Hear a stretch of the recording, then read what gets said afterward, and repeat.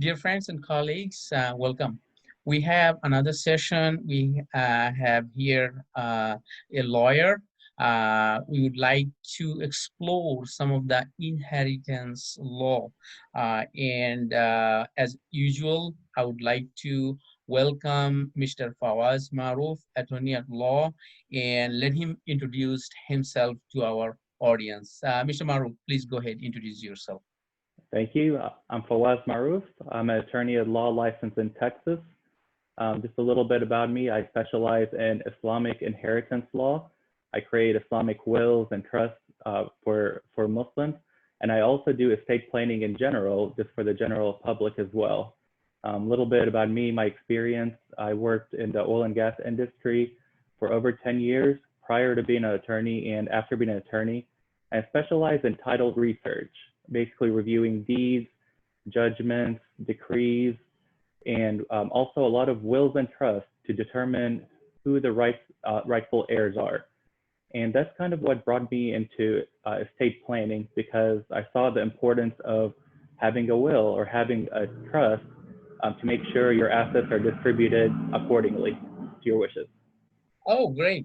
Will inheritance is a very important topic for majority of us. Sometimes some of us little bit younger, they do not understand the value of it. That they try to procrastinate, saying that, oh, I don't need it right now. Maybe I will need it. I will need it later on.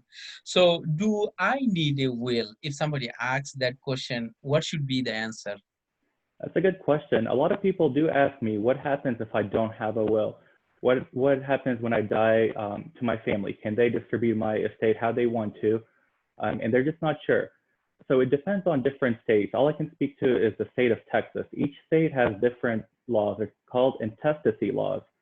That means if you die without a will, you died intestate, the state determines who owns your property in what portions, and you do not. So they have a formula set out. And basically, your family does not have immediate access to your assets. You have to go to court, they have to appoint an executor, and they have to distribute the assets. The court process could take up to 2 years for all this to happen, while the family is trying to figure out what assets you have, how to access your bank accounts, who has property to the house. The state determines everything. You lose control over that. So that's why I believe it's very important to spend a little time and invest in a will, for the reason you spend your whole life building your assets for your family. So you want to spend a little bit of time making sure it goes to them easily. They have access immediately, and you know exactly what's going to happen to your title of your property, of your cars, of your bank accounts. You know exactly where it's going to go at the time of your death. Great, and that's very valuable information. We all need to know that.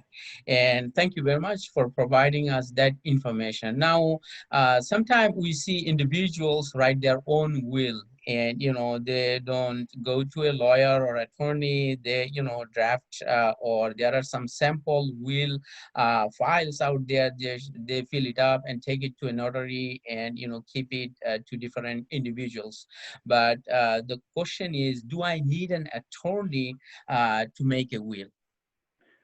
That's a very good question. So I would say yes, and you do not need an attorney, but I do advise that you get an attorney, and this is why. The will is a very complex legal document.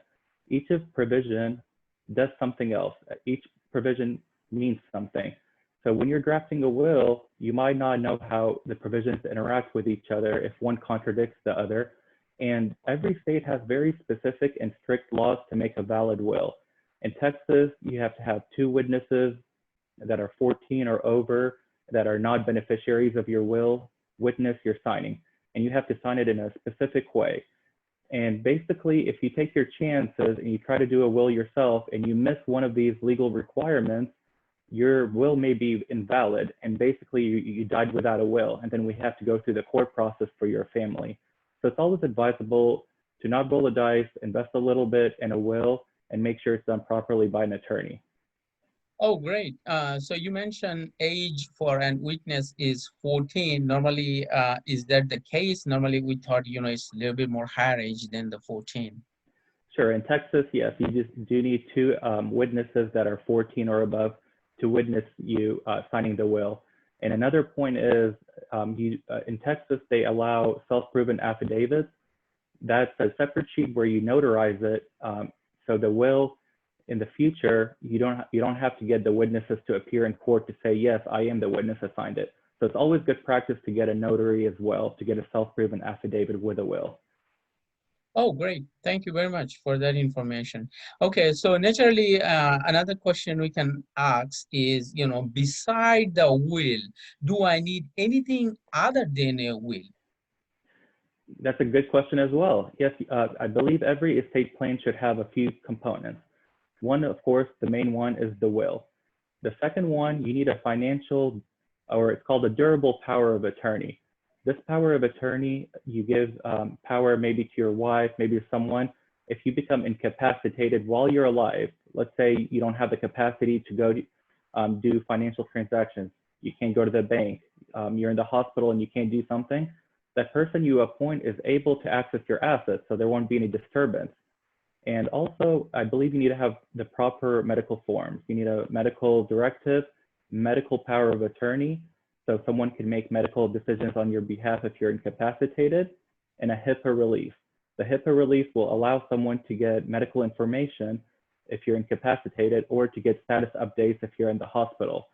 So without these medical forms and the durable power of attorney, if you become incapacitated, your family will not have access to your assets when they need them the most.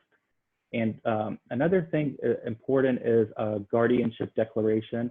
If you have minor children or disabled children, let's say you have minor children, yourself and your spouse, God forbid, get in an accident at the same time, you appoint a guardian for their estate, for their financial reasons, and for the person, for the parental reasons as well. Oh, great. So it looks like that the will anyone will be drafting, it has to address comprehensively all of the items you have mentioned. For example, durable power of attorney, medical power of attorney, HIPAA release, and guardianship. So it seems like in a general, if an individual try to write their own will or try to use a sample, a will from online, that might not cover all these issues holistically, right? That's why an individual might need assistance from an attorney or a structured will program which will address all of these issues. Is this Yes, the... that is a good point. So the financial power of attorney and the medical forms, these are legal documents aside from the will, but they should be part of the entire estate plan. The will appoint your executor, will state your burial rights. They'll describe what you want with your personal property, any donations, your real property, and anything else, what you want to do with your estate after your death. The financial power of attorney, the medical forms are during your life, but if you're incapacitated. And I do want to bring up another point. A lot of people come to me with, they need religious wills, like Islamic will, or for any religious reason. And that's another reason you do need an attorney for this, because of course, Islamic law is not recognized in Texas or in the United States. So you have to carefully draft it where you give the executor just enough power and flexibility where they can take care of the matters with minimal court supervision. So they can go ahead, distribute your estate, they can sell your property, and you have to have a specific schedule. Instead of saying this is an Islamic will, for instance, you have to have a specific schedule that shows who your heirs are and what portions. Oh, great. Yeah. So inheritancy law in Islam, it is explicitly mentioned in the Quran. And we know that there are some other religions as well in the Judaism and Christianity. They might have their own explicit, law for themselves. So it is a good idea for individual who wants to distribute their assets after their death, religious wise and also family wise, to take assistance from an attorney who knows entire process in and out. So that's what you are suggesting, right? Exactly. And what I can speak to is the Islamic law, for instance. You do have to, in the Quran, it does make it an obligation to distribute your estate a certain manner. This is who gets how much of your estate. This is who is entitled to it. And basically, the will is going to outline this, basically saying you're going to pay your debts first, all the legal debts to comply with Texas law. And in addition, you can add a provision to include your Islamic debts, unpaid zakat, unperformed hajj. And then Islamically, you have a provision where up to 1/3 of your estate, you can give it to a charity or someone that is not legally entitled to your estate. And then the remainder will go just according to the Quran. And this is just Islam, but I know Judaism, Christianity, they have different rules or maybe different specificities. And you can include anything you'd like in the will. This is all your wishes, however you want your estate distributed. Great. That's a very important information for all of us to know. And then also, sometimes individuals who just graduated, a bachelor degree or master's degree, got into workforce and or probably didn't married or, about to get married, we have seen there are some trends that among them, oh, that's probably something in my, bottom of the list. I'm not worried about right now to draft a will or, do something like that. What would be your advice for those individuals? That's a very good point. There's a lot of people that come to me and they say, I want to wait maybe later. I'm too young. Maybe when I'm married, maybe when I have kids. And that's a mentality. Unfortunately, we just do not know when our time is going to come, when you're going to pass away. And it's going to be the same result, whether it's your wife and children dealing with the court process and trying to figure out how to get at your assets at a time they should be grieving. It's the same with them. They have families, they have mom, they have dad, and they want to access their estate, and they don't want to deal with the court process. They want to deal with grief. They don't want to deal with that process. So I would say just do it for your family. Just make it easy on your family and distribute your assets that you worked hard for in a manner that you want. You want to be in control of who gets it and who's in control of your estate at the end of the day. Great. And also, since we are in Texas, Texas is a community states out of, many community states, and, husband and wife get certain portion, of the asset. For that sense, sometimes I hear from some individual, it's like, when I am not here, my wife is going to get everything. And sometimes when an individual purchase a big investment like a house or big business, they title is such a way that both husband and wife, especially for a primary residence, they have to, their name needs to be there or some kind of laws that protects them, so both husband and wives become the owner of the property. So for that sense, when individual gain additional properties, do you think their title has to be drafted certain different way for will purpose? Well, that's a good question. So to go to your point, yes, Texas is a community property state.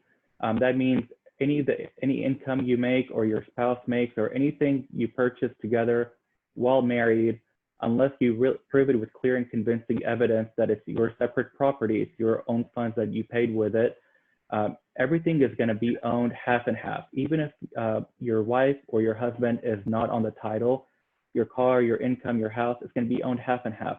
And that's a really good reason why each person needs their own will. Because if you only have your own will and your spouse owns the other half, you're only conveying one half interest. You're not conveying the full amount. So whenever you do get more properties and you want to, you want to make sure that they're conveyed in a certain manner, there's a few things you can do. You can list them out in the will and you can specify exactly who's going to receive it, knowing that both of you own half and half, or you can have a deed as joint tenants with right of survivorship. All that's saying is when one spouse passes away, the other spouse automatically gets a title to the property without probate process, without anything else. And this works vice versa. So whoever's joint tenants, whenever one passes away, the other will inherit 100%. So those are your two options. In your third option, you can always put it in a trust if you have a lot of rental properties, if you have a lot of investments. A revocable living trust is also a good option. Oh, that's another very important information. All of us should know that. And then I have also observed some individuals who wrote their will, and after that, during 2, 3, 4 years later, their, status change, their, procurement of other assets or lifestyle or, other like job-related 401k or other, asset information change. So how often do individuals need to amend their wills or like, make changes to the will so that it addresses everything? I'm glad you brought that up. We try to make wills, attorneys in general, where they'll last a really long time. You specify kids in the will, and then you specify any future born children. So that said, you can keep your will as is. There's a few scenarios where you need to amend it. If you made your will and you did not have any children and you did not account for them, and later you have a newborn child, now you're a father or you're a mother, you do want to maybe amend your will. Another situation is if you're married to someone and they're in the will and you get a divorce, you do want to amend the will. Any big life changes such as that, you want to consult your attorney and say, is my will okay as is right now, or is it time to amend it? And that's what I would suggest, just in big life-changing situations. Oh, great. That's very important information for us to know. So it was really a pleasure to have you, Mr. Fawaz Maarouf, and I wish you all the best in all of your, endeavors in your life. And any last word for our viewers from you? No, I appreciate the time and I appreciate your program. And I hope everyone thinks about their estate plan and talks to an attorney for one. Okay, thank you. Have a good day, sir. God bless you. You too. Thank you.